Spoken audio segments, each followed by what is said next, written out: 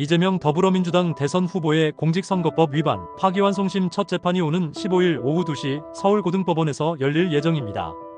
대법원이 사건을 유죄 취지로 다시 판결하라고 돌려보낸 지 하루 만에 재판부 배당과 재판 일정까지 확정된 것은 이례적인 속도입니다.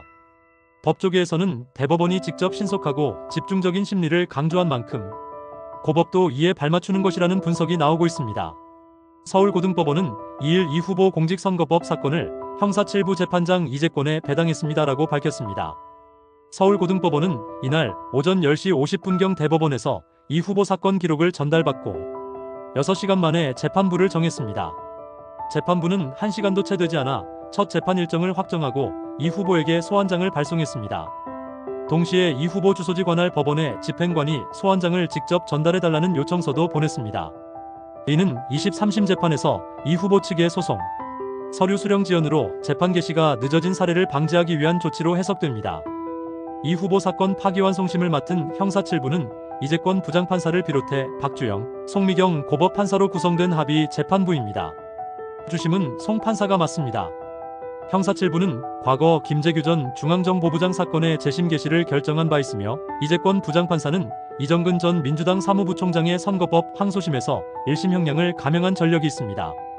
재판부는 이미 대법원에서 유죄 판단을 내린 만큼 파기환송심에서는 양형 결정에 집중할 것으로 예상됩니다. 한 부장판사는 대법원이 1심과 유사한 논리로 이 후보의 골프 발언과 백현동 발언을 허위 사실 공표로 판단했으므로 1심 형량을 기준으로 양형이 결정될 것이라고 전망했습니다. 그러나 재판 절차상 대선 전에 확정 판결이 나올 가능성은 희박합니다. 서울고법의 파기환송심 결과가 나오더라도 대법원의 재상고심까지 상당한 시간이 소요되기 때문입니다. 이황희 성균관대 법학전문대학원 교수는 절차별로 정해진 기간을 고려할 때 한 달 안에 대법원 확정 판결이 나오기는 어려울 것이라고 분석했습니다.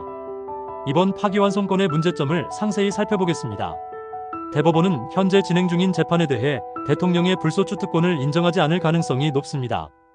이번 판결로 대법원의 정치적 성향이 드러난 만큼 이 후보가 받고 있는 다른 재판들도 그대로 진행될 가능성이 큽니다. 이는 헌법 규정인 대통령의 불소추 특권 해석에 대한 논쟁을 야기하며 헌법재판소의 판단을 다시 받아야 할 수도 있습니다. 대법원의 이러한 결정은 법적 불확실성을 증폭시켰다는 비판을 받고 있습니다. 대부분의 법률 전문가들은 대법 판결을 앞두고 무죄 확정을 예상했습니다. 그동안의 관행과 시간적 제약 때문이었습니다. 그러나 조희대 대법원장은 이례적인 속도로 사건을 처리했습니다. 소부 배당 당일 전원합의체 회부를 결정하고 연달아 2번의 심리를 진행한 후 선고기일을 잡았습니다. 이는 대법원 내규에도 어긋나는 행위입니다. 대법원 전원합의체의 심리 절차에 관한 내규 제7조는 재판연구관의 심리 결과 보고를 기일 전에 하도록 규정하고 있지만 이번에는 시간적 여유가 없었습니다. 1심 선고까지 2년 2개월이 걸린 사건을 2심은 4개월, 3심은 36일 만에 결론을 내린 것은 대선에 영향을 주려는 의도로 해석될 수밖에 없습니다. 대법원 판결문은 1심 판결문의 논리 구조를 그대로 따르고 있습니다. 이른바 김문기 몰랐다 발언 자체는 허위 사실로 볼 수 없지만 골프 사진 관련 발언은 허위 사실 공표로 규정했습니다. 그러나 이 후보는 김문기와 골프를 치지 않았다고 말한 적이 없으며 사진 조작 의혹을 제기했을 뿐입니다. 대법원은 발언의 전체적인 취지와 일반 선거인의 인식을 근거로 유죄를 인정했지만 이는 기존 대법원 판례에 어긋나는 판결입니다. 지난해 10월 대법원은 정읍시장 사건 판결에서 사후적 추론에 따라 발언의 외연을 확장하는 것은 잘못이라고 밝혔습니다. 항소심 재판부 역시 이 판례를 인용했지만 대법원은 이를 뒤집었습니다. 백현동 부지 용도 변경 관련 발언 역시 2심과 3심의 판단이 극명하게 갈렸습니다. 대법원은 이 후보가 국토부의 협박 때문에 용도 변경을 했다고 발언한 것을 허위로 판단했지만 이는 발언의 전체적인 맥락을 고려하지 않은 것입니다. 이 후보는 5개 공공기관 관련 발언과 식품연구원 관련 발언을 구분해서 말했지만 검찰은 이를 짜깁기 하여 기소했고 대법원은 이를 받아들였습니다. 이는 사실관계를 왜곡한 것입니다. 이처럼 1심과 2심, 3심의 판단이 극단적으로 갈리는 상황에서 대법원이 이례적인 속도로 재판을 진행한 것은 선거에 영향을 주려는 의도로 해석될 수밖에 없습니다. 이는 법의 안정성을 흔들고 사법부에 대한 신뢰를 훼손하는 행위입니다. 대법원이 밝힌 대로 선거법으로 후보자의 발언을 규제하는 이유는 후보자의 공직, 적격성에 대한 선거인의 정확한 판단을 그르칠 우려 때문입니다. 그러나 이번 사건처럼 1심, 2심과 대법원의 판단이 극명하게 갈리는 경우 주권자의 판단을 존중하는 것이 우선입니다. 더구나 대선이 임박한 시점에서 이러한 사법적 판단은 선거에 큰 영향을 미칠 수 있습니다. 새로운 권력을 창출하는 정치적 과정에 사법부가 개입하는 것은 대의민주주의 원리에 어긋납니다. 사법부는 주권자의 시간을 존중하며 사법적 자제를 했어야 마땅합니다. 이번 대법원 판결을 공정한 판결로 믿는 국민은 많지 않을 것입니다. 선거법 재판을 조속히 매듭짓겠다는 대법원의 명분과 달리 오히려 혼란만 가중시킨 셈입니다.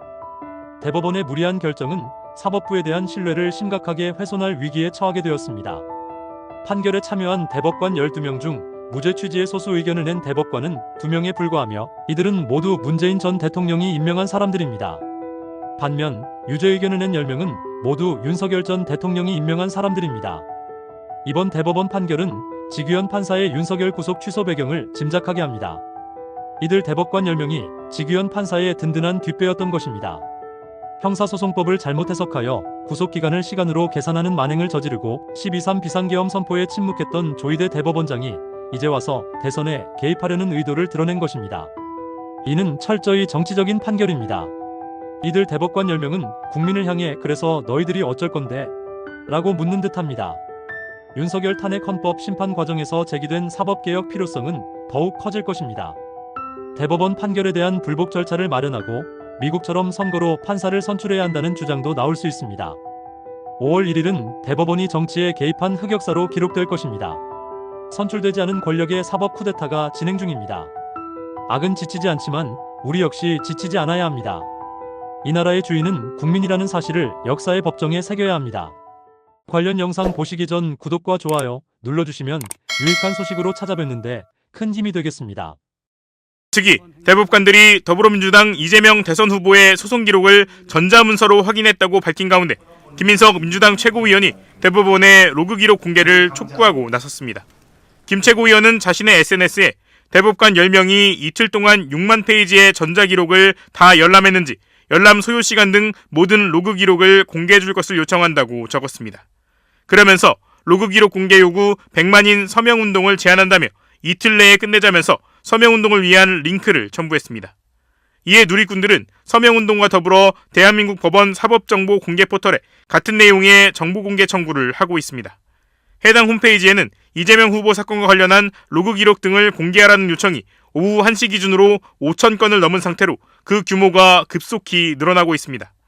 앞서 어제 열린 국회 법사위 전체회의에서 조국혁신당 박은정 의원 역시 천대엽 법원행정처장에게 전자문서에 대한 대법관들의 접속 기록 자료를 요청한 바 있습니다. 4월 21일 전합에 회부가 됐고 저 사건이 22일, 예. 21일이요. 21일, 예. 예, 그러면 그러니까 이 모든 사건 대법원 가면은 다 전자문서화가 되는 겁니까? 그 예. 6만 페이지가요? 예, 요즘에는 이제 그 형사 기록 전자사본화를 그러니까 실시하고 이게 전부 다 있습니다. 전자문서가 예. 되고 그러면 이 전자문서 6만 페이지, 7만 페이지를 대법관들이 다 봤다고요?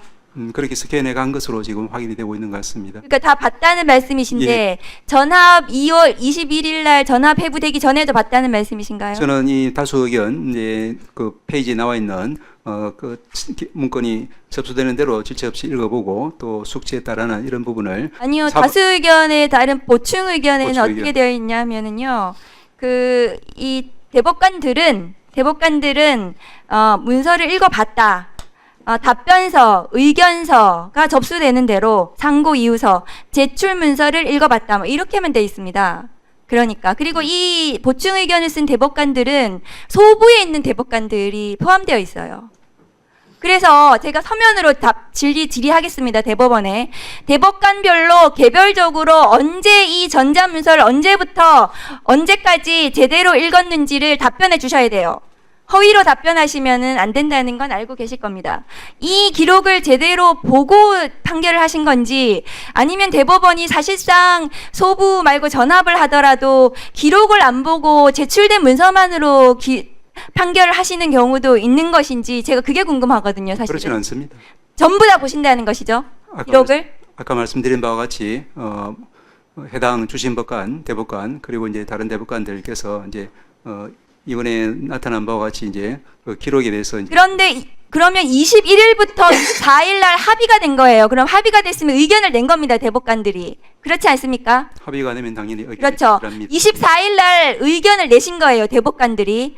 21일 날 전합에 회부가 되고 4일 만에 의견을 내신 겁니다. 기록을 보고 4일 만에 기록을 보고 의견을 내신 거예요. 6만 7만 페이지를 보시고요. 저는 그렇게 봅니다. 그것이 가능한가? 물리적으로 가능한가? 제가 그것은 불가능하다고 생각이 듭니다.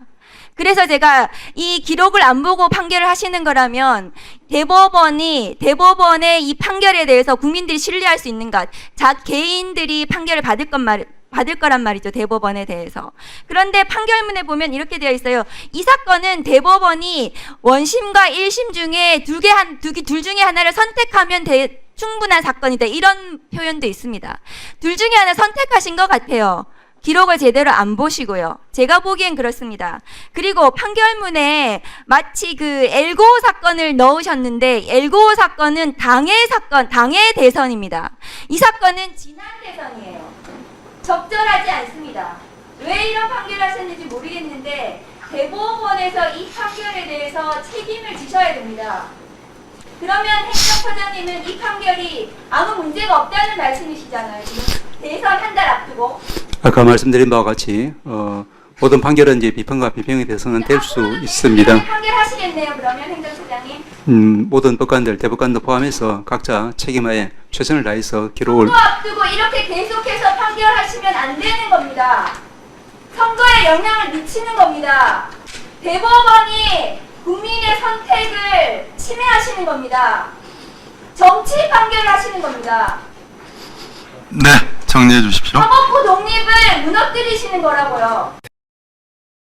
재판, 이재명 죽이기 재판을 하고 있는 모습을 보고 우리나라 사법부가 정치인이 되었구나. 조희대 대법원장님과 연수원 동기인 강금실 위원장께서 어떻게 저러한 판결을 이재명의 낙선을 위해서 할 수 있느냐 이렇게 말씀하셨습니다. 얼마나 졸속 심판을 했는가. 김재규 전 중앙정보부장의 박정희 대통령 시해 사건 재판도 계엄하에서도 대법원에서 113일 만에 선고했다고 합니다. 이번에 이재명 죽이는데 34일이고 전원 합의비로 와서 며칠 만에 했어요. 마치 인혁당 대법원에서 판결 나자마자 사형시켜버리듯. 어떻게 9일 만에 하는 것을 졸속 아니고 정치재판 아니라고 할 수 있겠는가? 검찰이 정말 저는 나쁜 짓을 했다고 하는데 같은 범죄로는 재구속이 안 된다라는 명분을 내세웠잖아요. 예. 그러면서 하는 말이 주요한 증거가 발견되면 구속할 수 있었는데 주요 증거를 발견하지 못했다. 수사를 안 한 거지. 검찰들이 뭘 했죠? 풀어주고 난 다음에 항고를 포기하고 난 다음에 윤석열 정치검찰이 윤석열과 관련해서 단 1도 한 게 없어요. 그래놓고 직권남용에 대해서 추가로 했다라는 것만 있는 거예요. 남부지검장이 윤석열 사단의 핵심이잖아요. 저는 윤석열 사단이 아직도 건재하고 존재한다고 생각합니다. 이창수 중앙지검장을 포함해서 윤석열 사단들은 윤석열에 대해서 제대로 된 수사 의지를 가지고 한 게 아니고 국민들이 다이아 목걸이에 대한 국민적 비난이 급등하니 헐리우드 액션 한 거고요. 오늘 아침 일찍 저하고 가까운 분이 전화가 와서 도대체 상대방이 어떻게 움직이고 있는지 아느냐 하면서 굉장히 심각하게 말씀을 하셨어요. 그러니까는 윤석열의 최측근 가장 가까운 사람이 김현장의 서석호 변호사다. 네. 그리고 이 서석호 변호사가 또 조희대하고 엄청 친하다. 맞습니다. 예. 근데 지난 한 달 동안 서석호 변호사가 전화를 안 받더라. 잠적했다. 잠적했었다. 네. 그러니까는 그건 뭐냐면은 3월 26일 날 그 우리 대표님 무죄 판결 난 직후부터 자기는 잠적한 것 같다고 본다. 그래서 윤석열, 서석호, 조희대가 지금 나서고 있는 거다. 근데 서석호가 김현장인데 한덕수가 어디 출신이냐? 김현장 부문 아니냐? 네. 그러면 이거 빤히 보이는데 조희대가 지금 2심에서 우리를 유죄 때릴 걸 알았다가 안 되니까 본인이 직접 그 전원 합의체 끌고 지금 목숨 걸고 나온 거다. 맞습니다. 저 사람 칼 뺏고 목숨 걸었다. 그럼 당신들은 뭐 하냐? 빨리 목숨 걸어라. 그리고 만약에 2심에 와가지고 그 자리에서 만에 하나 뭐 여러 개 중에서 2개로 줄였으니까 뭐 1심 아니 1년 징역 1년 때리고 뭐 법정 구속한다고 그런 가능성까지 대비하고 이거 싸워야지. 지금 뭐 하고 있냐. 아유, 그래서 어제 잠 한숨도 못 잤는데 새벽에 전화 오셨는데 정말 힘들었습니다.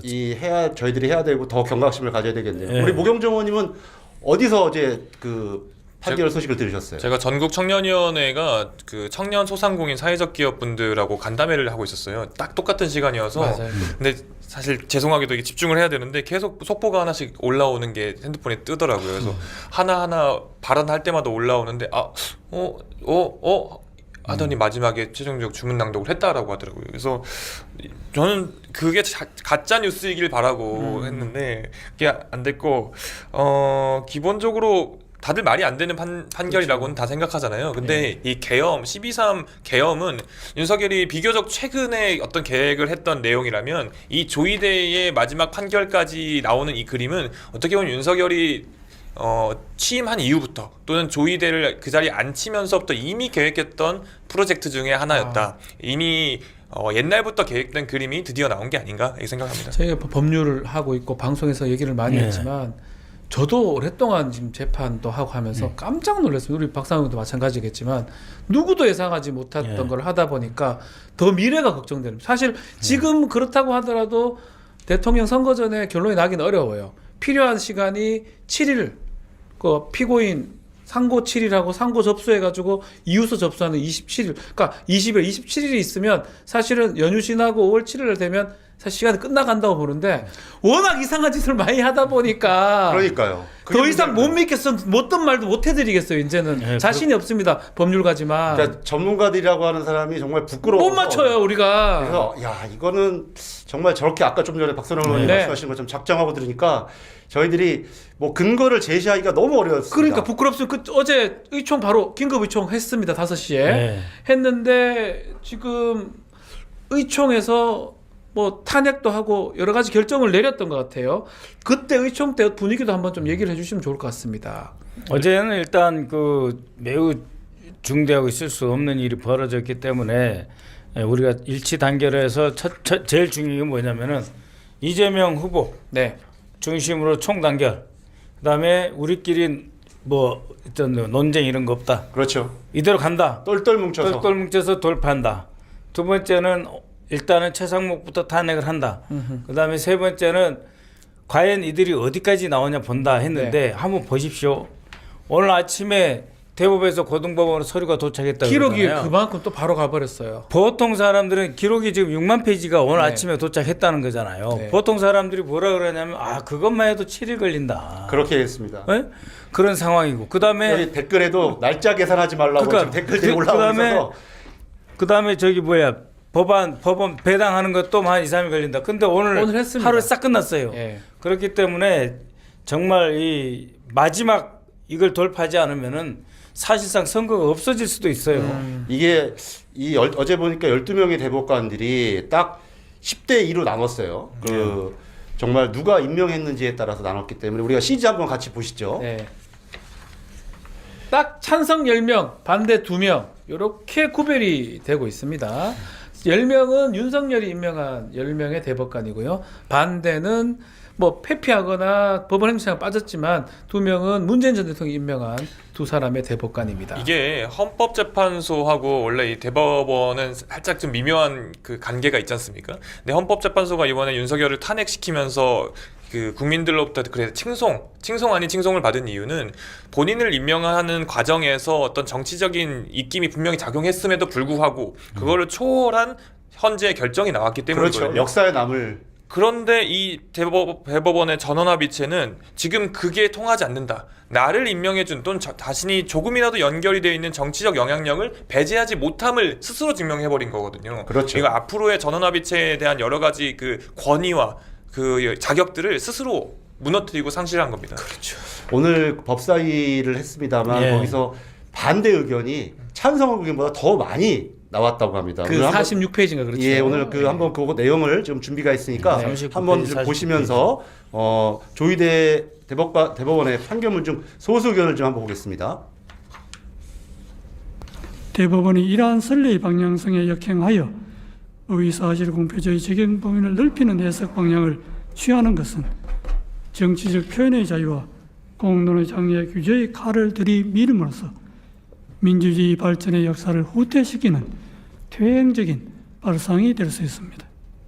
특히 이와 같은 해석 방식이 검사의 기소 편의 지위와 결합할 경우 민주주의 정치와 법원의 정치적 중립성에 가해지는 위험은 심각할 수 있습니다. 저게 핵심인 것 같아요. 선거의 공정성을 내세워 공직선거법상 의의 사실 공표죄의 적용을 매개로 수사기관과 법원이 선거 과정에 개입하는 통로를 넓게 여는 것은 표현의 자유의 축소로 선거의 자유를 해칠 뿐만 아니라 법원의 정치적 중립성의 위험 요소를 끌어오게 됩니다. 정치적 영역에서 해소되어야 할 정치 집단 사이의 상호 공방을 법정으로 가져와 법원 심판대에 올려놓음으로써 사법의 정치화라는 비판을 불러오게 됩니다. 이게 소수 의견이 아니었으면 얼마나 좋았을까요? 예, 이게 다수여야 돼요. 원래. 이게 상식이지 않습니까? 예. 야, 정말 이게 말 그대로 이 기소 편의주의와 결합해서 패배자에 대해서 이렇게 기소를 하게 되면 그거야말로 저 사법살인이고 누구나 잡아 넣을 수 있고 누구나 정치적으로 공격할 수 있는 앞으로 거거든요. 대선 후보는 다 이렇게 보내버릴 수 있다는 이야기예요. 그리고 이거 알다시피 야당이. 선거 비용 다 토해내야 됩니다. 430억. 그러면 민주당 없어집니다. 그것까지 노린 거예요. 아예 씨를 말리겠다라고 하는데 대법원이 앞장서서 사법부 퇴타를 한 겁니다. 그러니까요. 사법부 카르텔이 존재할 수 있다라는 의심은 많이 했는데 이 내용을 보면 볼수록 아 사법부 카르텔이 있었구나 그리고 앞으로도 계속 하겠구나라는 생각이 들고요. 저 소수 의견을 넣으려고 하다 보니 그나마 이 며칠 더 걸렸다라는 이야기가 나오잖아요. 그렇습니다. 원래는 더 빨리 9일도 아니고 더 빨리 진행될 뻔했는데 그 2명의 소수 의견을 넣는 과정에서 그래 그나마 며칠이 늘어났다. 얼마나 이게 개탄 내용도 문제지만 절차적 얘기를 하지 않을 수가 없는데요. 심리 딸랑 2번 했고요. 대법원에 간 지 36일 만에 이렇게 선고가 됐습니다. 특히 해부 9일 만에 이렇게 선고를 했는데 저는 합의체에 지금 좀 전에 말했던 그런 부분 2명이 이렇게 더 의견 주문 양으로 보면 이유 양으로 보면 훨씬 많습니다. 2명의 대법관이 반대를 하고 있는데 이렇게 생중계까지 해가면서 빨리 이렇게 선고를 한 이유 박 의원님 그러니까 어떻게 보십니까? 숫자 확보했다 이거죠. 숫자 그렇죠. 확보했으니까 맞죠? 니들을 이야기하려면 얼마든지 해. 그냥 부록으로 붙여줄 테니까 이거 아니에요. 그래서 39페이지 그러니까는 이번에 유죄 판결 취지한 사람이 총 39페이지 저 2분 대법관이 한 게 46페이지 그러니까요. 2분의 소수 의견이 훨씬 분량이 많고 촘촘하게 있으면서 더 중요한 게 뭐냐면 그간 대법 판례 를 다 인용을 한 거예요. 근데 조희대라는 자가 대법원장이 전원 합의로 끌고 오면서 기존 판례, 대법 판례를 싹 뒤집어 엎어버린 거거든요. 있을 수 없습니다. 근데 저것이 무엇을 노리느냐. 명확하게 그게 초점입니다. 이걸 노리는 게 뭐냐. 결국은 후보까지 박탈시킬 수 있는 외길 수순으로 우리 당을 딱 몰아넣고 그다음 후보 등록한 다음에 판결을 내려가지고 확정을 지어서 후보 자격 박탈까지 간다. 그러면은 이제 선관위 위원장 대법관님에서 선관위 위원장이 후보 박탈 공고해버려 끝나는 거예요. 그럼 우리가 할 수 있는 게 그 다음부터 뭐 내란 우리가 무슨 또 폭력을 행사해야 됩니까? 그렇지 않잖아요. 그렇죠. 네, 민주주의를 박살내는 거예요. 이런 몰상식적이고 사법 쿠데타를 주도하고 있는 게 그 좀 전에도 읽었던 조희대 대법원장인데요. 네. 조희대 대법원장은 대체 어떤 사람입니까? 윤석열이 바로 이 자리에 앉힌 거죠. 윤석열하고 관계성이 아니 당연하죠. 그리고 이거 조희대 대법원장 인사청문회 할 때 영상들이 요즘 이제 다시 많이 이제 회자가 되고 있는데 기본적으로 판결에 대해서 전영기 의원이 질문한 영상을 한번 나중에 꼭 찾아보십시오.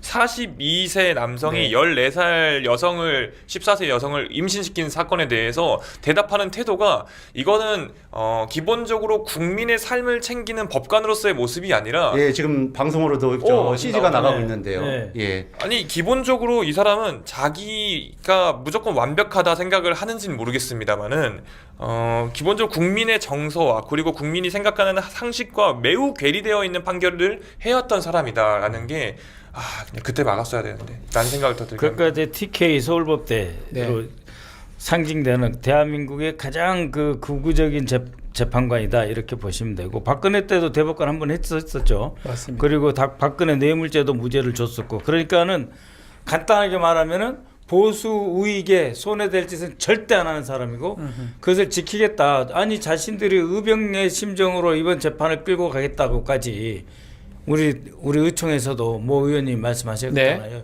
주의해야 된다라고 이야기를 했었고 이게 전체적으로 한덕수의 그 사퇴 시점 4시 어제 오후 4시 1시간 전에 3시 그러니까 딱 짜가지고 했다는 거 아닙니까? 3시에 우리 후보를 유죄 판결하고 유죄 판결하고 한덕수 나오고 오늘부터 다시 한덕수가 대선 출마 선언을 하고 바로 그 시간 직후에 대법에서 서류가 고법으로 오고 그 서류가 와서 한두 시간밖에 안 지났는데 지금 재판부가 배당이 돼버린 거 아니에요. 그렇죠. 시나리오가 없으면 이렇게 될 수가 없습니다. 그러니까 시나리오대로 착착착 기록 검토도 없이 오케이 이거는 그냥 파기환송이다라고 결론 내놓고 진행을 한 건데 이충재 기자입니다. 한국일보 편집국장 출신인데 이분이 보험 얘기를 했습니다. 윤석열이 들어놓은 보험이 이제서야 통했다. 그 보험은 인사로 자기가 이 조이대라는 사람을 임명한 거고 끝까지 보험이고 이 사람 지금 윤석열이 민간에 있습니다. 크로비스타에서 밥 먹고 보리밥 먹고 돌아다니고 있거든요. 전화 안 하겠습니까? 감옥에 있는 것도 아니고. 그렇죠. 이런 영향력 행사인 거 아니냐 이런 얘기 하는데 그 부분 우리 모경정 의원님 당연히 그렇게 했을 거고요. 저는 이제 보험이란 표현보다 윤석열이 처음부터 최전방에 박아놓은 스트라이커다라고 생각을 합니다. 스트라이커다. 뒤에서부터 검찰, 정치 검찰이 이재명 후보, 이재명 대표를 열심히 기소하고 정치적으로 몰아가면서 최종적으로 법정에 세우고 그리고 온갖 모욕을 준 다음에 마지막 스트라이크가 골을 넣듯이 최종적인 판결을 하는 그 과정을 조이대에게 이미 역할을 맡겼다. 그래서 제가 아까 말씀드렸던 것처럼 계엄은 비교적 짧은 기간에 펼쳐져 있던 단막극이었다면 이건 대하 드라마의 마지막 장이었다. 그 본인이 윤석열이 그린 대하 드라마의 마지막 장이었다 이렇게 생각합니다. 그 박선원 의원님 이렇게 패배자 지난 선거에서 진분 사람은 낙선자에게 이런 선거법을 적용한 사례가 있습니까? 없죠. 거의 없죠. 본 적 있습니까? 저도 본 적 없습니다. 몇 번 이야기하지만 소위 말하는 허위사실 공표죄라고 하는 거는 남을 떨어뜨리기 위해서 흑색선전을 했을 때 해당하는 것이지. 그리고 그 사람이 당선됐을 때. 네, 당선됐을 때. 그리고 그것을 이용해서 내가 당선됐을 때. 때. 나는 상대방 흑색선전하고 나는 당선됐을 때 그때 이게 하는 거고 나는 그렇죠. 떨어졌고 나를 방어하고 나의 입장을 설명하는 과정에서 자기 이야기한 거는 대상이 아니에요. 원래 이 헌재의 소원에 헌법 소원까지 올라가서 이것을 더 이상 공직선거법에서 제외돼야 된다는 논란이 있었고 그런 방향으로 대법에서 판례가 만들어지고 있는 과정에서 지금 제 7부 형사 7부인데 이 형사 7부의 이재권 부장판사인데 보시는 것처럼 오늘 배당이 됐어요. 바로 됐어요. 하루 만에 그냥 형사 7부에 배당이 됐습니다. 근데 지금 그 당권 대권 해가지고 당권은 원희룡이 먹고 대권은 이제 한덕수가 먹는다 이렇게 팀으로 짰다고 하는데 그런 또 설이 있습니까? 근데 이 이재권 판사가 원희룡 후배예요. 제주고 서울대. 제일고등학교 나왔습니다. 아니 이제 꼭 뭐 후배라고 해서 다 나쁜 건 아니고 그건 사실상 아니지만 이것은 기피사유에 해당되는 거예요.